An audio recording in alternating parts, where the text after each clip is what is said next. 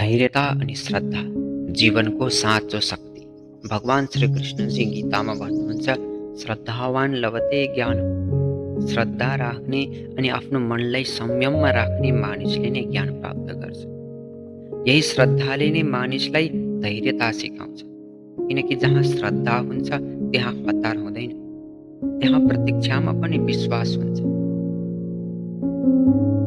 कहिलेकाहीँ जीवनले हामीलाई रोक्छ, ढिलो गराउँछ, प्रयास धेरै भइरहेको हुन्छ, तर परिणाम देखिँदैन र हामी सोध्छौँ भगवानले मेरो प्रार्थना किन सुन्नु भएन। तर सत्य के हो भने हरेक ढिलाइ असफलता होइन। बिउ रोप्ने बित्तिकै रुख उम्रिँदैन, पहिले त्यो अन्धकार भित्र बस्छ, माटोभित्र हराउँछ, त्यसपछि मात्र अङ्कुरित हुन्छ। त्यसरी नै हाम्रो सङ्घर्ष पनि व्यर्थ हुँदैन। कहिलेकाहीँ भगवानले हामीलाई अन्तिम सफलताभन्दा पहिले भित्रबाट बलियो बनाइरहनु भएको हुन्छ। मानिस बाहिरको जित खोज्छ, तर भगवान पहिले भित्रको युद्ध जिताउन चाहनुहुन्छ। कुनै कुनै समय हाम्रो आत्मशक्तिलाई बलियो बनाउने समय पनि हुन सक्छ। जीवनमा सबै कुरा हाम्रो इच्छा अनुसार तुरुन्त हुँदैन। सूर्य पनि आफ्नो समयमा उदाउँछ, फुल पनि आफ्नो मौसममा फुल्छ।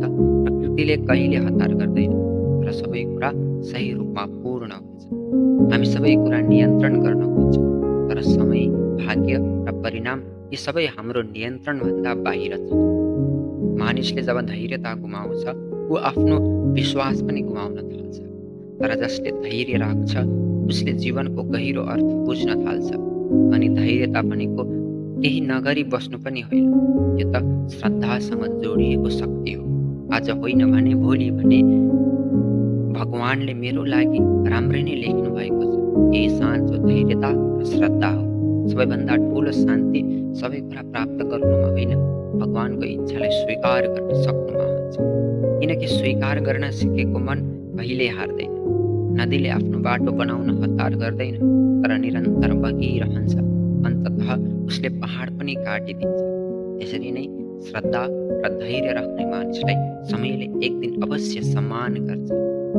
नदीले ढुङ्गालाई जबरजस्ती हटाउँदैन, ऊ केवल बगिरहन्छ र समयसँगै ढुङ्गा पनि बदलिन्छ, बाटो पनि खुल्छ।